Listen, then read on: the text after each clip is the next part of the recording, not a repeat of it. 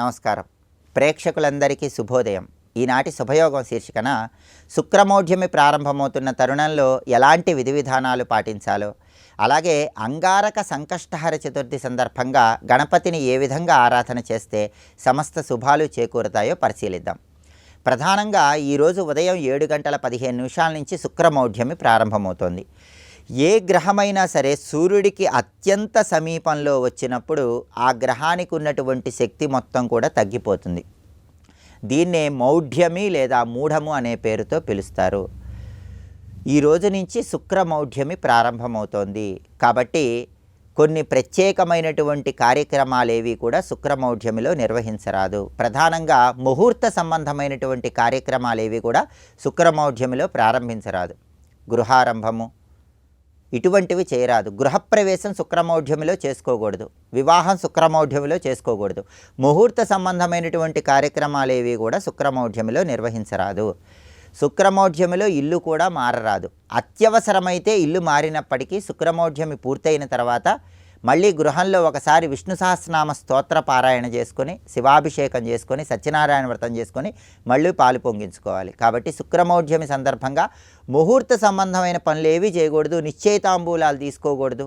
ఇలాంటి నియమాలు తప్పకుండా పాటించాలి. శుక్రమౌఢ్యమి ప్రారంభమవుతున్న తరుణంలో ప్రతిరోజు కూడా ఈ శుక్రమౌఢ్యమిలో శుక్రుడికి సంబంధించిన ధ్యాన శ్లోకాన్ని 20 సార్లు చదువుకోవాలి. ఎందుకంటే జాతకంలో శుక్రమహాదశ 20 సంవత్సరాలు ఉంటుంది కాబట్టి ప్రతిరోజు కూడా శుక్రమౌఢ్యమిలో శుక్రుడి ధ్యాన శ్లోకం 20 సార్లు చదువుకోవాలి. హిమకుంద మృణాలాభం దైత్యానాం పరమం గురుం సర్వశాస్త్ర ప్రవక్తారం తం భార్గవం ప్రణమామ్యహం. ఈ ధ్యాన శ్లోకాన్ని శుక్రమౌఢ్యమిలో రోజు 20 సార్లు పఠించండి. శుక్రుడి బలాన్ని పెంపొందింపజేసుకోండి. అలాగే ఈరోజు సంకష్టహర చతుర్థి మంగళవారంతో కలిసి వచ్చింది. దీన్ని అంగారక సంకష్టహర చతుర్థి అనే పేరుతో పిలుస్తారు. అంగారక సంకష్టహర చతుర్థి సందర్భంగా గణపతిని ఆరాధన చేయటం ద్వారా జాతకంలో ఉన్న కుజదోషాలన్నీ తొలగిపోతాయి. వివాహ దాంపత్య సమస్యలు అధిగమించవచ్చు. రుణబాధల నుంచి బయటపడవచ్చు. శత్రుబాధల నుంచి సులభంగా బయటపడవచ్చు. అంగారక సంకష్టహర చతుర్థి సందర్భంగా ఈరోజు పగడ గణపతిని కానీ రాగి గణపతిని కానీ పూజిస్తే ఉత్తమ ఫలితాలు కలుగుతాయి. మీ గృహంలో రాగి లోహంతో చేసిన గణపతిని పూజామందిరంలో ఏర్పాటు చేసి ఆ రాగి గణపతి దగ్గర కొబ్బరి నూనెతో 5 ఒత్తులు వేసి దీపాన్ని వెలిగించి ఎరుపు రంగు పుష్పాలతో గణపతిని పూజించాలి. గణపతి అష్టోత్తర శతనామావళి పఠించాలి. లేదా పగడం మీద చెక్కిన గణపతినైనా ఈరోజు పూజిస్తే ఉత్తమ ఫలితాలు కలుగుతాయి. అంగారక సంకష్టహర చతుర్థి సందర్భంగా పగడ గణపతి ఉంగరాన్ని ధారణ చేసినట్లయితే రుణబాధల నుంచి బయటపడవచ్చు. శత్రుబాధల నుంచి బయటపడవచ్చు. భూ సంబంధమైన వ్యవహారాల్లో విజయం చేకూరుతుంది. అలాగే అంగారక సంకష్టహర చతుర్థి సందర్భంగా ఈరోజు గణపతికి ఎరుపు రంగు పండ్లు నైవేద్యంగా సమర్పించాలి. ప్రధానంగా దానిమ్మ పండు గింజలు గణపతికి నైవేద్యంగా సమర్పించడం ద్వారా లక్ష్మీ కటాక్షాన్ని సిద్ధింపజేసుకోవచ్చు. రుణబాధల నుంచి సులభంగా బయటపడవచ్చు. సాయంకాలం గణపతి ఆలయానికి వెళ్ళి ఈరోజు గణపతి ఆలయంలో గణపతికి ఎర్రటి పండ్ల రసాలతో అభిషేకం చేయించుకుంటే ఉత్తమ ఫలితాలు కలుగుతాయి. కుంకుమ కలిపినటువంటి నీటితో గణపతికి అభిషేకం చేయించుకోవటం ద్వారా కూడా సమస్త శుభాలు చేకూరుతాయి. సంకటనాశక గణేష స్తోత్రాన్ని ఈరోజు గణపతి ఆలయ ప్రాంగణంలో కానీ గృహంలో కానీ పఠించినట్లయితే గణపతి అనుగ్రహానికి పాత్రులై అన్ని సంకటముల నుంచి సులభంగా బయటపడవచ్చు. కాబట్టి శుక్రమౌఢ్యమి ప్రారంభం సందర్భంగా ప్రత్యేకమైన విధి విధానాలు పాటించండి. అంగారక సంకష్టహర చతుర్థి సందర్భంగా గణపతిని పూజించి గణపతి అనుగ్రహం ద్వారా సమస్త శుభాలను సిద్ధింపజేసుకోండి. రేపటి శుభయోగం శీర్షికన మన భారతీయ సనాతన సంస్కృతి సంప్రదాయాలలో ఆచార వ్యవహారాలలో దేవాలయ దర్శనాలలో ప్రదక్షిణలకు ఉన్నటువంటి ప్రాధాన్యత ఏంటో పరిశీలిద్దాం. నమస్కారం.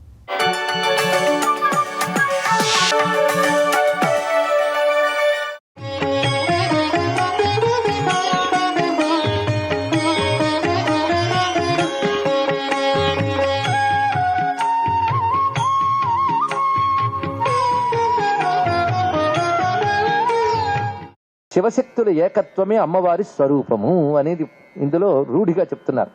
అమ్మవారు వేరు కాదు. అమ్మవారు కనబడ్డారు కానీ శివుడు ఎక్కడున్నాడు వెతక్కు, అమ్మవారిలోనే శివుడు ఉన్నాడు. ఎందుకంటే శివుడు కనబడాలి అంటే కనిపించేలా చేసేది అమ్మవారు. కనబడ్డాడంటే అమ్మవారు ఉన్నారని అర్థం. ఆవిడ లేకపోతే అసలు కనబడ్డండి ఇక్కడ లేదండి, నాకు ఆ మధ్య కనబడ్డాడు రూపం ధరించి త్రిశూలం పట్టుకుని, అది కూడా ఆవిడ చేసింది. శక్తి శరీరం అధిదైవతమంతరాత్మ. ఆగమని చెప్తోంది ఇక్కడ. శివునికి శక్తి, శరీరము, అధిష్టానము. కిం కిం న యద్భవసి బాలశశాంక మౌళేహే. ఆ చంద్రశేఖరుని ఏమి కాదు, అన్నీ ఆవిడే. ఆవిడ లేకపోతే ఆయన తెలియదు. సృష్టిలో కూడా వీడిని నాన్న అని చెప్పేది అమ్మ మాత్రమే, తెలుసుకోండి. అమ్మ వల్లే నాన్న జ్ఞానం ఏర్పడుతుంది, జగన్మాత వల్లే శివజ్ఞానం ఏర్పడుతుంది. శివజ్ఞానమే బ్రహ్మజ్ఞానం. అందుకే ఆవిడ మరొక పేరు శివజ్ఞాన ప్రదాయం. పైగా శివుడు వేరు, ఆవిడ వేరు కాదు, అది ఒకటి. కనుక అమ్మవారిని ఆరాధిస్తే, నేను లలితా మహాత్రిపుర సుందరి రూపాన్ని ఆరాధిస్తున్నాను, చెరకవెల్లు పువ్వులు బాణాలన్నీ, ఆ పక్కన శివుడు కూడా ఉంటే బాగుండని పిచ్చిన ఆయన, నాలో శివుడిని చూడలేకపోతే నువ్వు ఎప్పుడు శివుడిని చూడలేవు ఉంటుంది ఇక్కడ. అది శంకర భగవత్పాలు ఎంత అందంగా ఈ శ్లోకంలో చెప్తున్నారంటే, త్వయా హృత్వా వామం వపురపరితృప్తేన మనసా శరీరార్థం శంభోరపరమపి శంకే హృతమభూత్ యదే తత్వద్రూపం సకలమరుణాభం త్రినయనం కుచాభ్యామానమ్రం కుటిల శశి చూడాలమకుటం. ఎంత అందమైన భావం చెప్పారండి. అనేక భావాలకు దానిలో ప్యాక్ చేశాడు ఆయన. మీరు ఎన్ని రకాలుగా ఆస్వాదించినా సరిపోతుంది. ఇక్కడ ఒక్క దాంట్లో అమ్మవారికి శివుడిపై ఎంత ప్రేమ ఉందో చెప్తారు. శివప్రియ, శివపర, శిష్టేష్ట, శివవ్రత. ఆవిడకి శివుడంటే ఎంత ప్రేమ. పతివ్రతల్లో ఆవిడ మించిన వాళ్ళు లేరు. పతివ్రత అంటే ఆయన తప్ప మరొకటి పట్టదు. ఇంకేం కావాలండి? అందుకే పతివ్రతల్లో ఆ గౌరీమాతని మనం నమస్కారం చేసుకుంటాం. పెద్ద ముత్తైదువ జగన్మాత. శివుడంటే ఎంత ఇష్టం అంటే, ఆయన ఈవిడ తపస్సుకు సంతోషించి శరీరంలో సగం ఇచ్చేట. నువ్వు సగం ఇవ్వు, మిగిలింది ఎలా తీసుకోవాలి నేను చూసుకుంటాను ఆవిడ. కొంతమంది అంటారు, నువ్వు ఆ మాత్రం ఇస్తే మిగిలింది మేము ఆక్రమించుకుంటామని. ఇక్కడ ఆవిడ అట్ట అంటే ఆవిడ అసలు వాళ్ళ ఆయనకు ఒక పేరుంది, హరా అని. హరా అంటే దొంగ. కావాలంటే రుద్ర మంత్రాల్లో మీరు చదవండి ఎన్ని దొంగల పేర్లు వస్తాయో. తస్కరాణ అంపతేరమ, స్థాయూనా అంపతేరమ, స్థేనానా అంపతేరమ. ఆ దొంగల పేర్లు ఇవన్నీ కూడా. ఆయనే పెద్ద దొంగ. ఆయన స్నేహితుడు ఉన్నాడు, ఆయన పేరు హరి, ఆయన దొంగే. హరా అన్న హరి అన్న గుడి మారింది కానీ పని మారలేదని మనం చెప్తూ ఉంటాం. ఇద్దరు దొంగలు. పాపం ఈవిడేదో అమాయకురాలు అనుకుంటారేమో, దొంగలకు దొంగ ఆవిడ. వాళ్ళ ఆయన దొంగ అయితే వీడు గజ దొంగే. ఆయన దొంగిలించిందిట. ఎలాగంటే ఆయన సగం ఇచ్చాడు. ఆ సగం శరీరంలో కూర్చుని ఆవిడ తృప్తి చెందలేదు. అపరితృప్తేనా, భర్త ప్రేమ ఎంత లభించినా ఇంకా కావాలని తనివి తీరని తనము పాతివ్రత్య లక్షణం అండి. ఆ ప్రేమ. అంతేగాని చాలండి అని స్థితి ఉండదు ఆ ప్రేమలో. ఎప్పుడు ఇదేనా అని. అలా కాకుండా అపరితృప్తేనా, ఆ మాట అక్కడ ఎంత గొప్ప మాట. భర్త ప్రేమ ఎంత లభిస్తున్నా ఇంకా కావాలి. అపరితృప్తేన మనసా త్వయా హృత్వా వామం. ఆయన ఇచ్చాడు కదమ్మా, నువ్వు లాక్కున్నావు సగం కూడా. ఆ సగం లాక్కుని అపరితృప్తేన మనసా, పరితృప్తి చెందని మనస్సుతో శరీరార్థం శంభోహ అపరమపి, ఆ శివుని యొక్క మిగిలిన సగాన్ని కూడా నువ్వు దొంగిలించేవని శంకే అభూత్. నాకు సందేహం వస్తుందమ్మా అన్నాడు. ఇక్కడ ఎదురుగా కూర్చోబెడితే అబ్జర్వేషన్స్ ఎక్కువ. భక్తిగా అమ్మవారి ముందు కూర్చోగానే ఇలా అనిపిస్తుంది, సగం ఆయన ఇస్తే మిగిలిన సగం నువ్వు అసంతృప్తితో మొత్తం తీసేసుకున్నావని నాకు అనిపిస్తున్నది. లేకపోతే రూపం ఏమిటి అన్నాడు. ఇక్కడ ఎందుకయ్యా నా మీద అభాండాలు వేస్తావు? ఆయన నేనేం తీసుకోలేదు, ఆయన మాన ఆయన ఉన్నాడు, నా మాన నేను ఉన్నట్టే నేను ఒప్పుకోను అన్నాడు. ఇక్కడ ఎందుకంటే ఆయన నీలో ఉన్నాడనడానికి రెండు సింబల్స్ నాకు కనబడుతున్నాయి. ఆయనకు మాత్రమే ప్రత్యేకం, ఎవ్వరికీ లేవు. ఇది 3 కళ్ళు నెలవంక, అది ఆయన గారి సింబల్. కనుక నీకు నెలవంకున్నది, 3 కళ్ళు ఉన్నాయి. కనుక నువ్వు శివుణ్ణి ఆక్రమించావని నేను అంటున్నాను. పాపం శివుడు అనుకో, నేను కాను అనుకో. అలా అనుకుంటా నీ లక్షణాలు కూడా 2 ఉన్నాయన్నాడు. ఒకటి అరుణవర్ణంతో ప్రకాశిస్తున్నావు. అరుణం నీది ఆయనది కాదు, ఎర్రగా ఉన్నావు. మొత్తం అరుణం, పోనీ సగం అరుణం కాదు, మొత్తం అరుణ వర్ణంతో ఉన్నావు. మీ ఆయన్ని కూడా ఎరుపెక్కించాడంత ఎరుపు నీది. మొత్తం అరుణ వర్ణంతో ఉన్నావు. పైగా ఉన్నతమైన వక్షస్థలంతో, జగన్మాతృభావాన్ని సూచించే వక్షస్థలంతో ఉన్నావు. ఈ 2 నువ్వున్నావు, నీ స్వరూపం తెలిసిపోతుంది. కనుకనే ఒకవైపు అరుణం, దానికి తోడు వక్షస్థలం, ఇవి చూస్తుంటే అమ్మ అనిపిస్తుంది. ఇక్కడ పోనీ శివుడు లేడు అనుకుందామంటే నెలవంక 3 కళ్ళు చూస్తే శివుడు ఉన్నాడని తెలుస్తుంది. మొత్తానికి మొత్తం శివుడిని ఆక్రమించేసి నువ్వు ఆయన కలిసిపోయి కనబడుతున్నారు. ఇది నాకు అర్థమవుతుంది అన్నారు. ఇక్కడ ఏం అందమైన భావం. అందుకే యదే తద్వద్రూపం సకలం అరుణాభం త్రినయనం కుచాభ్యామానమ్రం కుటిల శశి చూడాల మకుటం. ఇందులో కవిత్వాన్ని ఆస్వాదించే లక్షణం ఉండేటువంటి రసజ్ఞుడు ఎవరైనా ఉంటే మాత్రం వాడు శ్రీ విద్య తెలియకపోవచ్చు, భక్తి ప్రపత్తులు హుళక్కి కావచ్చు, కానీ ఆ పొయిటిక్ ఎక్స్ప్రెషన్కి మాత్రం దండం పెట్టక తప్పదండి శంకర భగవత్పాదుల వారిని. తెలుసుకోండి, ఇక్కడ నువ్వు ఏ సిద్ధాంతానికి చెందినా, నువ్వు నాస్తికుడివైనా సరే, కవిత్వాన్ని ఆస్వాదించే సులక్షణం నీకుంటే ఆదిశంకర భగవత్పాదుల పాదపద్మాలకు మోకరిల్లవలసిందే. లేకపోతే పొయిట్రీ ఏమిటండి, ఇలాగ ఈ థాట్ ఏమిటి, ఇమాజినేషన్ ఏమిటి, ఎంత అద్భుతంగా చెప్తున్నాడు. కనుక నువ్వు సగం కాదు మొత్తం ఆక్రమించేవమ్మా అని చెప్పడంలో మరొక అందమైన భావం ఏంటంటే, చెప్పే తీరు చూడండి. సకల మరుణాభం త్రినయనం. మనం ఇందాక చెప్పినప్పుడు అమ్మవారి లక్షణాలు అరుణవర్ణం వక్షస్థలం అన్నాం. అయ్యవారివి 3 కళ్ళు చంద్రవంక అన్నాం. ఈయన ఎలా తిప్పాడంటే అరుణాభం త్రినయనం అన్నాడు, అరుణవర్ణం 3 కళ్ళు అన్నాడు. అంటే ఒక అమ్మ లక్షణం, ఒక అయ్య లక్షణం తీసుకొచ్చాడు దగ్గరికి. రెండవది కుచాభ్యామానంబరం కుటిల శశి చూడాల మకుటం అన్నాడు ఇక్కడ. అంటే ఒక అమ్మ లక్షణం, ఒక అయ్య లక్షణం దగ్గర పెట్టాడు ఇక్కడ. అమ్మ లక్షణాలు ఒకవైపు, అయ్య లక్షణాలు ఒకవైపు తీయకుండా ఒక అమ్మ లక్షణం, ఒక అయ్య లక్షణం అక్కడ పెట్టి, ఒక అయ్య లక్షణం, ఒక అమ్మ లక్షణం ఇక్కడ పెట్టి చెప్పడంలో శివశక్తుల ఏకత్వం అటు ఇటు కలిపి చూపించాడండి ఇక్కడ. నువ్వు శివుడిని మొత్తం ఆక్రమించేసేవమ్మా. అందుకే నీదైన అరుణ లక్షణం ఉన్నత వక్షస్థలం కనబడుతుంది. అమ్మవారి స్వరూపంలో కామాక్షి దేవిని చూస్తే ఆ వక్షస్థల వర్ణన చాలా అద్భుతం. ఆఖరి కాళిదాస మహాకవుడు ధ్యానం చేయగానే చతుర్భుజే చంద్రకళావతంసే కుచోన్నతే కుంకుమరాగశోణే పుండ్రేక్షు పాశాంకుశ పుష్పబాణ హస్తే నమస్తే జగదేకమాత. మీరు కామాక్షమ్మని చూస్తే ఆవిడ ఇలా వంగుంటుందని కాస్త గమనించండి ఇక్కడ. అంటే భక్తుడి కోసం చేరదీయడం కోసం వంగినట్టు కనబడుతుందట. అది కుచాభ్యామానంబ్రం అనే మాటను అక్కడ చూపించారు. సర్వం శ్రీ లలితా మహాత్రిపుర సుందరి చరణారవిందార్పణమస్తు. స్వస్తి.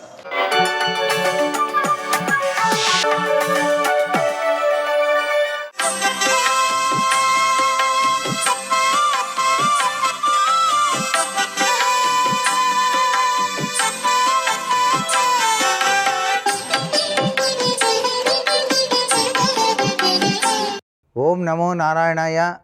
ఓం నమః శివాయ. శ్రీమాత్రే నమః. ప్రతి మనిషికి కూడాను తరచూ కష్టాలు కనుక వస్తుంటే ఆ కష్టాల కడల నుంచి బయటపడటానికి రక్షించేటువంటి గొప్ప విశేషకరమైన సుదినం సంకటహర చతుర్థి. సంకటాల నుంచి బయటపడటానికి ఇది చాలా చక్కగా సహకరిస్తుంది. ఇక్కడ కొలిచేటువంటి దేవతామూర్తి విఘ్నాలను తొలగించి అన్ని పనులు నిర్విఘ్నంగా నెరవేర్చేటువంటి సంకటహర గణపతి. ఈ సంకటహర గణపతి సర్వవిధ శ్రేయోదాయకంగా మనకు అనుగ్రహాన్ని ఇస్తాడు. ఈరోజు ఉపవాసం ఉండి స్వామికి ప్రీతికరమైనటువంటి అటుకులు, మోదకాలు ఇవన్నీ కూడా సేకరించి చంద్రోదయ సందర్భంలో హోమాన్ని నిర్వహిస్తారు. చంద్రుడికి పాలు నైవేద్యంగా సమర్పించి తరువాతనే భోజనం చేయటం జరుగుతుంది. ఇలా చేసేటువంటి ఈ వ్రతం సర్వవిధ శ్రేయోదాయకంగా మనిషిని పట్టి పీడిస్తున్న సంకటాల నుంచి బయటపడేందుకు పార్వతీపుత్రుడు మనకి ఇచ్చినటువంటి వరం.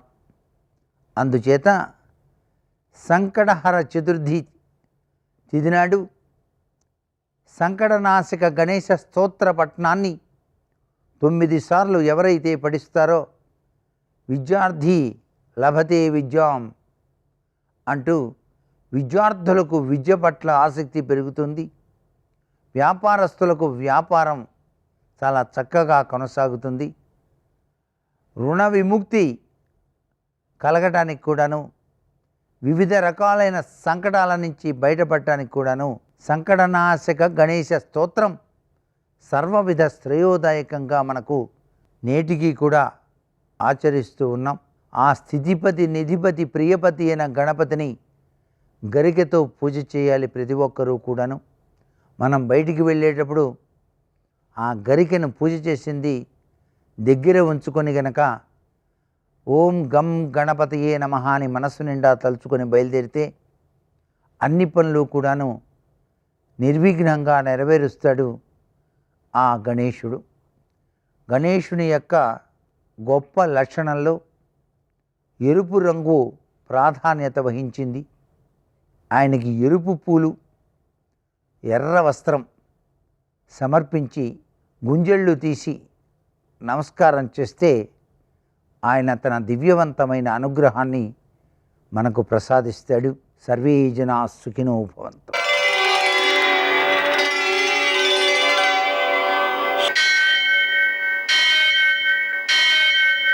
సహస్రశీరుషం దేవం విశ్వాక్షం విశ్వశంభువం విశ్వం నారాయణం దేవమక్షరం పరమం పదం విశ్వతః పరమాం నిత్యం విశ్వం నారాయణగుం హరిం విశ్వమేవేదం పురుషస్తద్విశ్వముపజీవతి పతిం విశ్వస్యాత్మేశ్వరం శాశ్వతం శివమచ్యుతం నారాయణం మహాజ్ఞేయం విశ్వాత్మానం పరాయణం.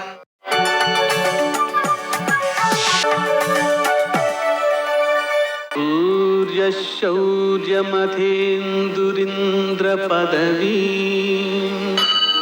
సన్మంగళం మంగళం. మర్కటేశ మహోత్సాహ సర్వశోక వినాశన శత్రువును సంహర మాం వృక్షశ్రీయంద్రావయమే ప్రభో. నేటి కాలమానద శిష్టాన్ని గమనిద్దాం. స్వస్తి శ్రీ చాంద్రమాన క్రోధినామ సంవత్సరం ఉత్తరాయణం శశిర ఋతువు ఫాల్గుణ మాసం కృష్ణపక్షం మంగళవారం. సూర్యోదయం 6:25 సూర్యాస్తమయం 6:23. తిథి చవితి రాత్రి 10:08 వరకు. నక్షత్రం స్వాతి సాయంకాలం 5:50 వరకు. వర్జం రాత్రి 12:08 నుంచి 1:55 వరకు. దుర్ముహూర్తం ఉదయం 8:49 నుంచి 9:36 వరకు. మరల రాత్రి 11:11 నుంచి 11:59 వరకు. అమృతకాలం ఉదయం 7:55 నుంచి 9:43 వరకు. రాహుకాలం మంగళవారం కాబట్టి మధ్యాహ్నం 3 నుంచి 4:30 వరకు. అష్టకవర్గ రీత్యా శుభప్రదమైన సమయం ఉదయం 7:15. నేటి విశేషం మంగళవారం, అలాగే చవితి కలిసింది. దీన్ని భౌమ చతుర్థి అని అంటారు. ఈ రోజున చేసేటువంటి స్నానం, నదీ స్నానం, దానం, పితృదేవతారాధన, గణేశ పూజ ఇవన్నీ కూడా అక్షయమైన ఫలితాన్ని ఇస్తాయి. అలాగని ఈరోజు ప్రదోషం కూడా ఉంది. సాయంకాలం సంకష్టహర చతుర్థి ఉంది. ఆ కారణంగా సూర్యాస్తమయం నుంచి 1:12 సమయంలో శంకరునికి పూజ చేసుకుని బెల్లం నివేదన చేసి ఆవులకు పెట్టడం చాలా మంచిది. కుజదోష పరిహారం. అలాగనే ప్రదోషం ఉంది కాబట్టి ఆ శంకరుని పూజ పూర్తయిన తర్వాత సంకష్టహర చతుర్థి వ్రతాన్ని కూడా ఆచరించుకుని ఆ గణపతికి 21 చిమ్మిలి ఉండలు నైవేద్యం చేయడం, 21 చిమ్మిలి ఉండలు ఆయనం ఇవ్వడం, 21 పత్రులతో 21 పుష్పాలతో పూజ చేయడం, 21 ఆత్మ ప్రదక్షిణాలు, 21 అరగుంజీలు తీయడం, ఇవన్నీ కూడా కష్టాలను అధిగమించేటువంటి శక్తిని మనలో పెంచుతాయి. అప్పుడు జయించగలుగుతాం కష్టాలని. అలాగే రాత్రి వేళ 9:46 చంద్రుడు కనిపిస్తాడు. ఆ తర్వాత చంద్రుడికి పూజ చేసి తర్పణాలు ఇవ్వడం ద్వారా, ఆ తర్వాత చంద్రునికి పూజ చేసి తర్పణాలు ఇవ్వడం ద్వారా నీలాపనిందలు తొలగిపోతాయి. నేటి ఆణిమిత్యాలు.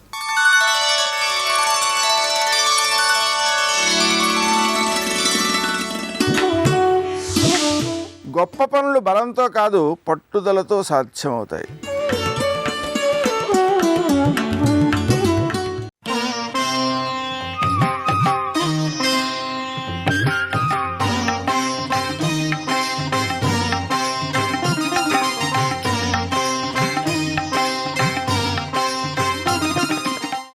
అన్ని లోకములను విహారం చేస్తూ విఘ్నేశ్వరుడు చంద్రలోకానికి వెళ్ళాడు. చంద్రుడికి కించిత్ అహంకారం. లోకంలో ఎప్పుడైనా అందమైన వాళ్ళని వర్ణించవలసి వచ్చిందనుకోండి, చంద్రవదన, పూర్ణచంద్రముఖి అని వర్ణిస్తూ ఉంటారు. అందగత్తెల్ని చెప్పవలసి వస్తే నాతో పోలుస్తారు. ఇంత అందగాండని ఆయనకు అతిశయం. విఘ్నేశ్వరుడు గుజ్జురూపుడు, పెద్ద లంబోదరం, బొజ్జ అవి ఉంటాయి. పైకి అలా కనపడినా లోపల చంద్రబింబం అంత చల్లతనం ఉన్నవాడు, లోకానుగ్రహ కారకుడు, విఘ్న వినాశకుడు.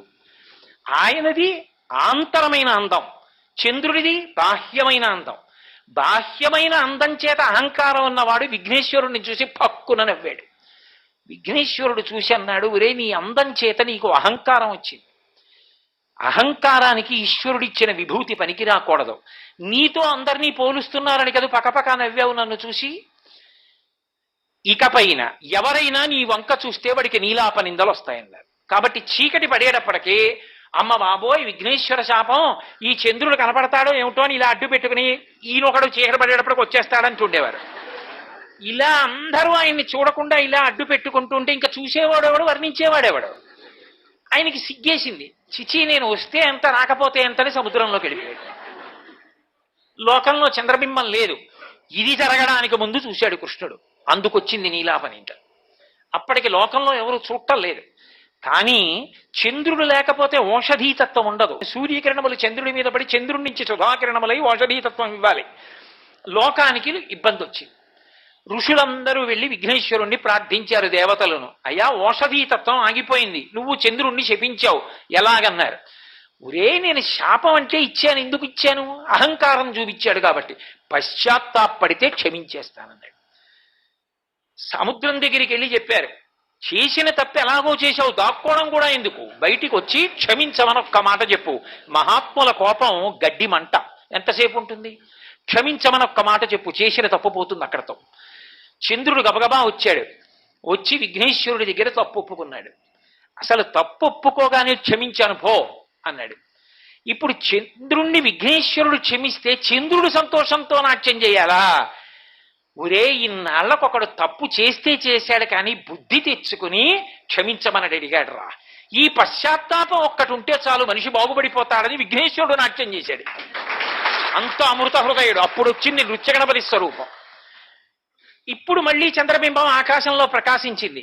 పూర్తి శాపావకాశం కాదు, అహంకారం ఉండకూడదని లోకానికి గుర్తుండడం కోసం భాద్రపద శుక్ల చవితి నాడు చూస్తే మాత్రం నీలాపనిందలు వస్తాయన్నాడు. అదొకటి ఉండిపోయింది. అప్పుడు చూశాడు కృష్ణుడు ప్రసేనుడితో వెళ్ళి. అందుకు నీలాపనింది వచ్చింది. శమంతకమణిని కృష్ణుడు ఎత్తుకుపోయాడు. శమంతకమణిని కృష్ణుడు ఎత్తుకుపోయాడన్న అపవాదం వస్తే అక్కడ ప్రసేనుడి శవం కనపట్టలేదు. అయ్యా సింహం తినేసిందండి అంటే నిన్న రాత్రి నువ్వే చంపించావు, సింహం తినేసిందంటారు. ఎలా? అందుకని సింహం యొక్క చరణ విన్యాసాన్ని పట్టుకుని దాని పాదముద్రలు పట్టుకుని వెడితే భల్లూక చరణ విన్యాసం కనపడింది. అంటే ఏదో భల్లూకం మళ్ళీ సింహాన్ని చంపింది, అంటే సింహాన్ని చంపగలిగిన భల్లూకం అది, అదేదో ఇంతకన్నా గొప్పది. అందుకని ఆయన మళ్ళీ ఆ భల్లూక చరణ విన్యాసం పట్టుకుని వెళ్ళాడు.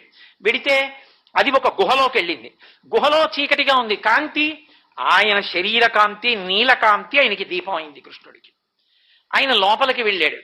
లోపలికి వెడితే ఓ ఊయలలో ఓ చిన్న పిల్లవాడు పడుకుని ఉన్నాడు. మంచి యవ్వనంలో ఉన్నటువంటి ఒక బాలిక అక్కడ నిలబడి ఊయల ఊపుతోంది. ఊపుతూ ఆవిడ గబగబా వచ్చి అక్కడ నిలబడి ఆ ఊయల మీద పిల్లవాడు ఆడుకోవడానికి శమంతకమణిని కట్టారు.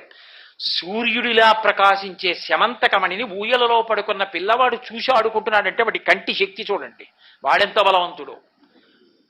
ఈ పిల్ల కృష్ణుడిని చూసింది. చూసి చూడడంతోటే గొప్ప అందగాడు కదండి మహానుభావుడు. జలధరదేహు నాజాను చతుర్బాహు సరసీరు హక్షు విశాల వక్షు జారు గదా శంఖచక్ర పద్మ విలాసు కంఠ కౌస్తుభమణి కాంతిభాను కమనీయ కటిసూత్ర కంకణ కేయూర శ్రీవత్సలంచనంచిత విహారు అని పోతన గారు వర్ణించినట్టుగా అద్భుతమైనటువంటి స్వరూపం.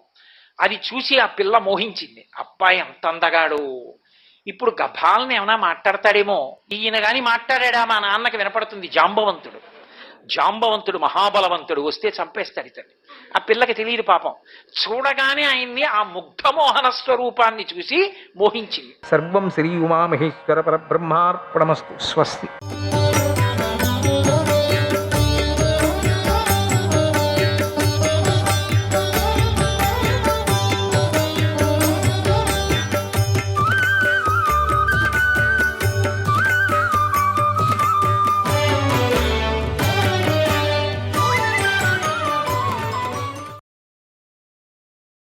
ఇక లోకాల కర్మలకు సాక్షిభూతులైన వారి గురించి చెబుతాను విను. సమస్త ప్రాణులు చేసే యజ్ఞాలను దానాలను, పుణ్యకర్మలను త్రిదయేశ్వరులు అదృశ్య రూపులై నిత్యం పరిశీలిస్తూ ఉంటారు. మృత్యువు, కాలం, విశ్వే దేవతలు, పితృగణాలు, ప్రాణుల శుభాశుభాలను నిత్యం పరిశీలిస్తూ ఉంటారు. తపోమోక్ష పారాయణులైన మునులు, సిద్ధులు తమ నామాలను కీర్తించే మానవులకు శుభాలను ప్రసాదిస్తూ ఉంటారు. వీరందరూ ప్రజాపతి నిర్మించిన ఈ లోకాలన్నిటిలో దివ్యమైన తేజస్సుతో నివసిస్తూ ఉంటారు. అన్ని శుభాశుభ కర్మాలను పరిశుద్ధమైన భావంతో పరిశీలిస్తూ ఉంటారు. మానవుడు నిర్మలమైన భావంతో ప్రాణాధీశ్వరులైన వీరందరినీ నిత్యం కీర్తించాలి. దానివల్ల మానవుడు ధర్మార్థ కామాలను విస్తారంగా పొందుతాడు. వారు విశ్వేశ్వరుడు కల్పించిన పుణ్యలోకాలను పొందుతారు. పైన చెప్పిన 33 మంది దేవతలు, ఇంతవరకు మనం చెప్పుకున్నామే, అవన్నీ కూడా సమస్త భూతగణాలకు ప్రభువులు వాళ్ళంతా కూడా. ఇక ఎవరిని కీర్తించాలో చెబుతున్నాను విను. నందీశ్వరుడు, మహాకాయుడు, గ్రామణి, వృషభధ్వజుడు, సర్వలోకేశుడు, గణేశుడు, వినాయకులు, సౌమ్యగణాలు, రుద్రగణాలు, యోగగణాలు, భూతగణాలు, నక్షత్రాలు, నదులు, ఆకాశం, పతగాధిపుడు, గరుడు, భూమి మీద ఉన్న ఋషులు, కదలనివి కదిలేవి హిమవంతుడు, పర్వతాలు, 4 సముద్రాలు, శివుడితో సమానమైన శౌర్యం గల శివుడి అనుచర గణాలు, విష్ణువు, జిష్ణువు, స్కందుడు, అంబిక మొదలైన వీరందరినీ కీర్తించాలి, స్మరించాలి. వీరిని తలుచుకున్నవారు సమస్త పాపాల నుండి విముక్తులవుతారు. ఇక కీర్తించవలసిన ఋషుల గురించి చెబుతాను విను. యవక్రీతుడు, రాయిభ్యుడు, ఆర్వావసువు, పరావసువు, ఉజిషపుత్రుడైనటువంటి కక్షివంతుడు, అంగీరసుని పుత్రుడైన బలుడు, మేధాతిథి పుత్రుడు కణ్వుడు, బర్షిదుడు మొదలైనటువంటి ఈ ఋషులందరూ కూడా బ్రహ్మతేజస్సు కలవారు. లోకాలను పవిత్రం చేస్తారు. వీరిని కీర్తించాలి, స్మరించాలి. వీరు రుద్రుడు, అగ్ని, వసువులతో సమానమైన ప్రభావం కలవారు. వీరు భూమి మీద గొప్ప శుభకర్మలను కూడా ఆచరించి స్వర్గంలో దేవతలతో కలిసి ఆనందిస్తున్నారు. ఇంద్రుడి గురువులైనటువంటి 7 ఋషులు తూర్పు దిక్కులో నివసిస్తూ ఉంటారు. వారిని శుద్ధభావంతో కీర్తించిన వారు ఇంద్రలోకాన్ని పొందుతారు. వారిని గురించి విను. ఉన్మచుడు, ప్రముచుడు, స్వస్థ్యత్రియుడు, దృఢవ్యుడు, ఊర్ధ్వబాహువు, తృణసోమాంగిరుసుడు, మిత్రావరుణులు పుత్రుడైనటువంటి అగస్త్యుడు అనేటువంటి ఈ 7 యముడి ఋత్విక్కులు. వీరు దక్షిణ దిక్కులో నివసిస్తారు. ఇక పశ్చిమ దిక్కులో ఈ ఋషులు నివసిస్తూ ఉంటారు. దృఢేయుడు, ఋతేయుడు, కీర్తిమంతుడైన పరివ్యాతుడు, సూర్యుడితో సమానమైనటువంటి తేజస్సు కల ఏకతుడు, ద్వితుడు, త్రితుడు, ధర్మాత్ముడు, అత్రిపుత్రుడైనటువంటి సారస్వత మహర్షి. వీరు 7 వరుణదేవుడి యొక్క ఋత్వీకులు. వీరికి నమస్కారం పెట్టాలి. అత్రి, వశిష్ఠుడు, కశ్యప మహర్షి, గౌతముడు, భరద్వాజుడు, విశ్వామిత్రుడు, పరశురాముడు ఈ 7 కుబేరుడికి గురువులు. వీరు ఉత్తర దిక్కులో నివసిస్తూ ఉంటారు. వీరికి నమస్కారం పెట్టాలి. వీరే కాక ఇంకా అనేక మంది మునులు అన్ని దిక్కులలోనూ నివసిస్తూ ఉన్నారు. పవిత్రమైన భారతదేశానికి ఋషులు ఎంత రక్షణ చేస్తున్నారో గమనించండి. లోకం కోసం తమ తపశక్తి ఎలా ధారపోస్తున్నారో తెలుసుకోండి. వారందరూ కీర్తిని, శుభాన్ని అనుగ్రహిస్తూ ఉంటారు. లోకాలను పవిత్రం చేస్తూ ఉంటారు. వీరిని కీర్తించాలి. వీరికి నమస్కారం పెట్టాలి. ధర్ముడు, కాముడు, కౌలుడు, వసువు, వాసుకి, అనంతుడు, కపిలుడు అనే ఈ 7 భూమిని మోస్తూ ఉంటారు. భూమిని మొయ్యటంలో సహాయం చేస్తూ ఉంటారు. కనుక వీరికి నమస్కారం కూడా పెట్టాలి మనం. పరశురాముడు, వ్యాసుడు, ద్రోణపుత్రుడైనటువంటి అశ్వత్థామ, లోమసుడు అనేటువంటి ఈ 4 దివ్య మునులు, వీరిలో ప్రతి ఒక్కరూ 7 మునులతో సమానమైన వారు. వీరు దిక్పాలకులు, లోకానికి శాంతిని, శుభాన్ని కలిగిస్తారు. యస్యాం యస్యాం దిశిహ్యేతే, యస్యాం యస్యాం దిశిహ్యేతే తన్ముఖ శరణం వ్రజేత్, తన్ముఖ శరణం వ్రజేత్. ఏ దిక్పాలకుడు ఎక్కడెక్కడ ఏ దిక్కులో ఉంటారో దిక్పాలకులు ఆ దిక్కుకు తిరిగి శరణు వేడాలి, నమస్కారం పెట్టాలి.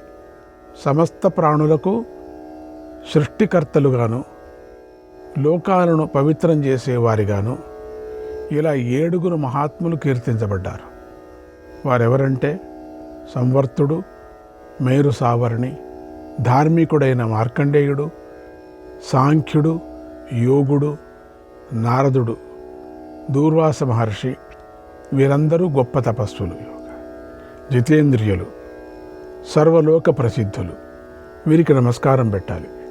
మరికొందరు రుద్ర సమానులైన మహర్షులు ఉన్నారు. వారిని కీర్తిస్తే వారు బ్రహ్మలోకానికి కూడా పంపిస్తారు. ఆ మహర్షులు అంతటి సమర్థులు. వారిని కీర్తించడం వల్ల పుత్రహీనులు పుత్రులను పొందుతారు, ధనహీనులు ధనాన్ని పొందుతారు. అలాగే మానవుడు ధర్మార్థ కామాల సిద్ధిని పొందుతాడు కూడా. పృథు మహారాజును కీర్తించాలి. ఇలా బుధుల ప్రియపుత్రుడు, త్రిభువన విఖ్యాతుడు అయిన పురూరవ మహారాజును కీర్తించాలి. 3 లోకాలను ప్రఖ్యాతుడు, కృతయుగంలో గవామయ యజ్ఞం చేసిన భరతుడిని కీర్తించాలి. విశ్వజిద్యాగం అంటే తపస్సు చేసినవాడు, అంటే విశ్వజిద్యాగం శుభలక్షణాలు గలవాడు, లోకాలచే పూజింపబడేవాడు, పరమ తేజస్వి మహాదేవుడైనటువంటి రంతీదేవుని కీర్తించాలి. సగర కుమారులను గంగాజలంతో అభిషేకించి తరింపజేసి పరమ తేజశాలి అయిన వాడు, శ్వేతుడనే పేరు పొందిన భగీరథుడిని కీర్తించాలి. ఈ చెప్పిన రాజులందరూ అగ్నిదేవుడితో సమానమైన వారు, గొప్ప రూప సంపద, తేజస్సు కలవారు, గొప్ప శరీరం, బలం గలవారు. ఈ రాజర్షులను కీర్తించిన వారి కీర్తి పెరుగుతుంది. దేవతలను, ఋషులను, రాజులను, పరబ్రహ్మను, సర్వ ప్రాణులకు శుభాన్ని కలిగించే వారిని, పవిత్రులైన వారిని ఎల్లప్పుడూ స్మరిస్తూ ఉండాలి. వీరందరూ వ్యాధులను, రోగాలను తొలగిస్తారు. ఈ శ్రేష్ఠులు అన్ని పనులకు పుష్టి కలిగిస్తారు. వారిని పరిశుద్ధుడై ఉదయము సాయంత్రము కీర్తించాలి. ఈ దేవతలందరూ లోకాలను రక్షిస్తూ ఉంటారు, వరాలను వర్షిస్తూ ఉంటారు, లోకాలను ప్రకాశింపజేస్తూ ఉంటారు, వాయువులను ప్రసరింపజేస్తారు, సృష్టిని చేస్తూ ఉంటారు.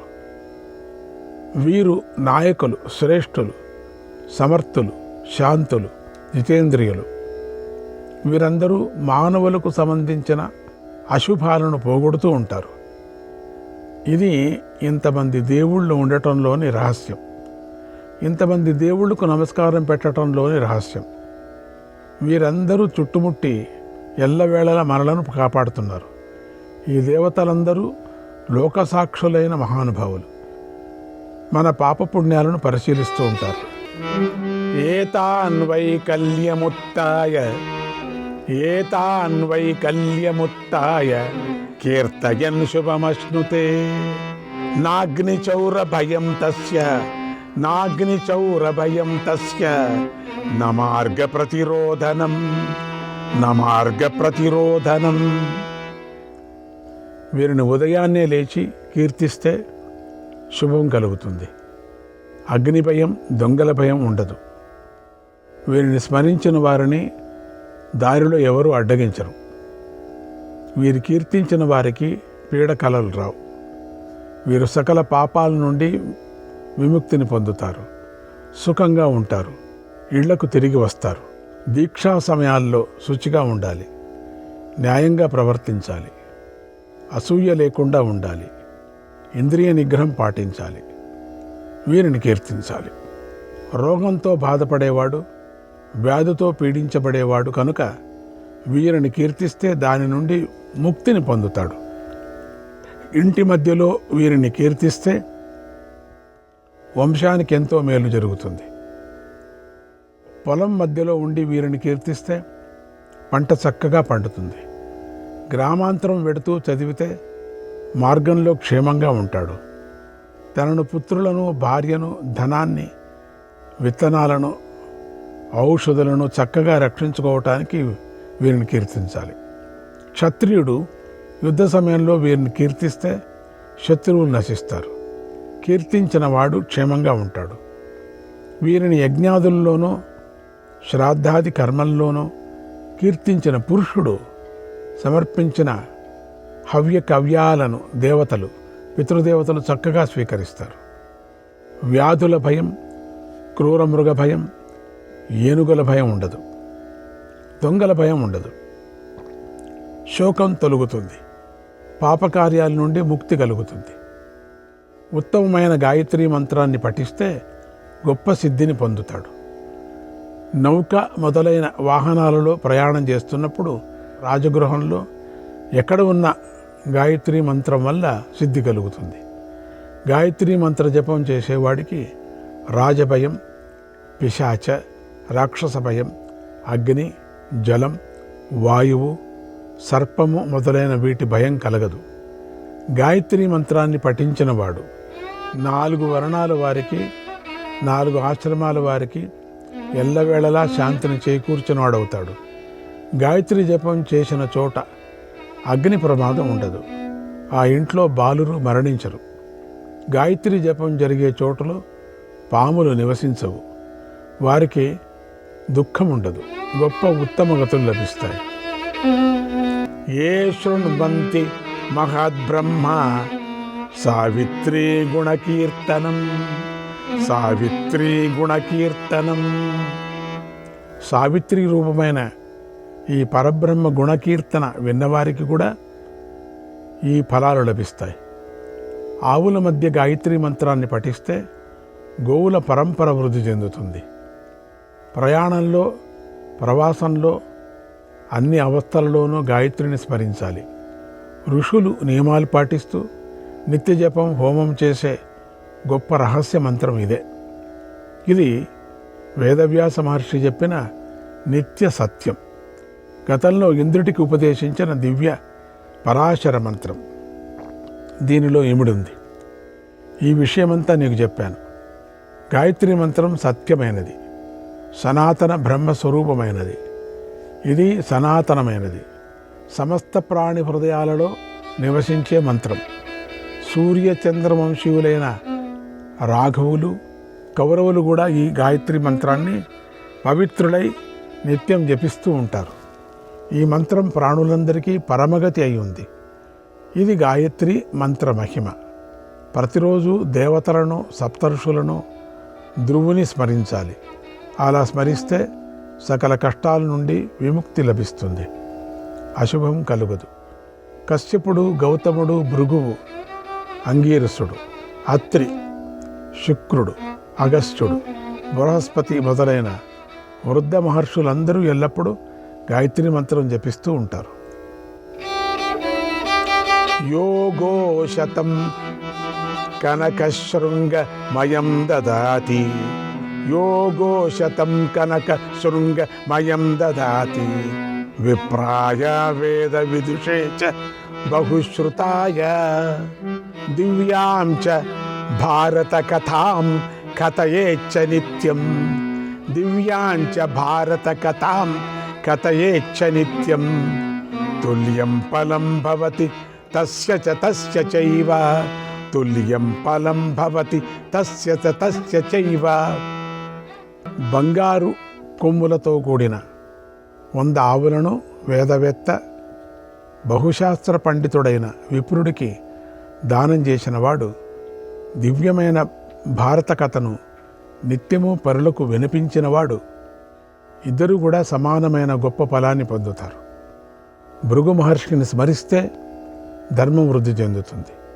వశిష్ఠ మహర్షికి నమస్కారం చేస్తే శక్తి వస్తుంది.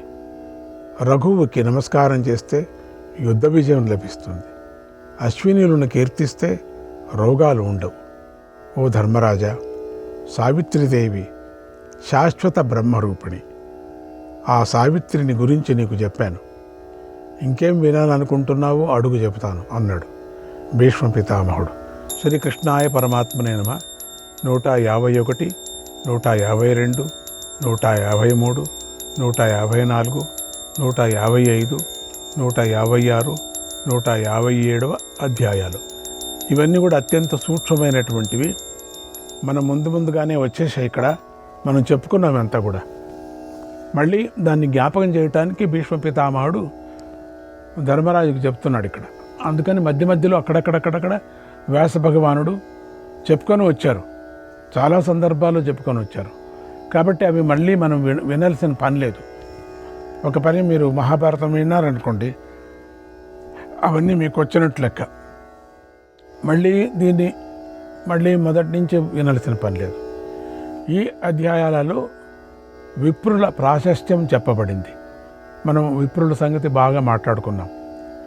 శ్రీకృష్ణాయ పరమాత్మనే నమః. 158వ అధ్యాయం. ధర్మరాజు భీష్ముని ఇలా అడిగాడు, ఓ తాత, నువ్వు నియమాలను పాటించే పండితులను ఎప్పుడూ పూజిస్తుంటావు. దీనికోసం నువ్వు ఎలా చేస్తున్నావు, ఇలా ఎందుకు చేస్తున్నావు అని. పండితులను గౌరవించడం వల్ల భవిష్యత్తులో నీకు ఏ శుభం కలుగుతుంది? నాకు ఈ విషయం ఆశ్చర్యంగా ఉంది, చెప్పు అని అడిగాడు. భీష్ముడు ఇలా చెప్తున్నాడు, ఓ రాజా, శ్రీకృష్ణుడు మహాబుద్ధివంతుడు, నియమవంతుడు. పండితులను గౌరవించటం వల్ల భవిష్యత్తులో లభించే మేలు గూర్చి ఆయనే పూర్తిగా చెబుతాడు. నా బలం, వాక్కు, చెవులు, మనస్సు, నేత్రాలు, విజ్ఞానం అన్నీ నాకు ఈ మాటే చెబుతున్నాయి. నేను అతి కొద్ది కాలంలోనే నా శరీరాన్ని విడిచిపెడతాను. ఈరోజు సూర్యుడెందుకో వేగంగా ముందుకు నడవడం లేదు. ఓ ధర్మరాజా, పురాణాల్లో చెప్పిన గొప్ప ధర్మాలను విప్రులు, క్షత్రియులు, వైశ్యులు, చతుర్థులు ఉపాసించే ధర్మాలను నేను నీకు చెప్పాను. మిగిలిన వాటిని నువ్వు శ్రీకృష్ణుడి నుండి విను. నాకు శ్రీకృష్ణుడి యథార్థతత్వం తెలుసు. ఈయనెవరో, ఈయన ప్రాచీనమైన బలమెంతటితో తెలుసు. ఈయన ఎంతగా కొలతక అందని మహాత్ముడో కూడా తెలుసు. ఈయనే నీ సమస్త సందేహాలు తీరుస్తాడు. శ్రీకృష్ణుడే పూర్వం భూమిని, ఆకాశాన్ని, స్వర్గాన్ని సృష్టించాడు. ఈ కృష్ణుని దేహం నుండే భూమి పుట్టింది. ఈయనే భీమబలుడైనటువంటి ఆది వరాహస్వామి. ఈ కృష్ణుడే పూర్వము పర్వతాలను, దిక్కులను సృష్టించాడు. ఈయన క్రిందనే అంతరిక్షం, స్వర్గము, 4 దిక్కులు, 4 విదిక్కులు ఉన్నాయి. ఈయనతోనే ఈ సమస్త సృష్టి చేయబడింది. అతి ప్రాచీనమైన ఈ విశ్వాన్ని ఈయనే నిర్మించాడు. ఓ ధర్మరాజా, పూర్వము ఈయన నాభి నుండే పద్మం పుట్టింది. దాని నుంచే బ్రహ్మదేవుడు పుట్టాడు. ఈ కృష్ణుడు ఘోరాంధకారాన్ని నాశనం చేసేవాడు. ఈ చీకటి సముద్రం ఆవలి వరకు, ఆ చీకటి సముద్రం ఆవలి వరకు వ్యాపించుండేది. దాన్ని కృష్ణుడు నాశనం చేశాడు. కృతయుగంలో ధర్మం పరిపూర్ణంగా ఉంది. త్రేతాయుగంలో అది పూర్ణ జ్ఞాన రూపంలో ఉంది. ద్వాపర యుగంలో ధర్మబలం అంతా కృష్ణ రూపంలో ఉంది. కలియుగంలో మాత్రం అధర్మమే భూమి మీద ఉండబోతుంది. శ్రీకృష్ణాయ పరమాత్మనే నమః.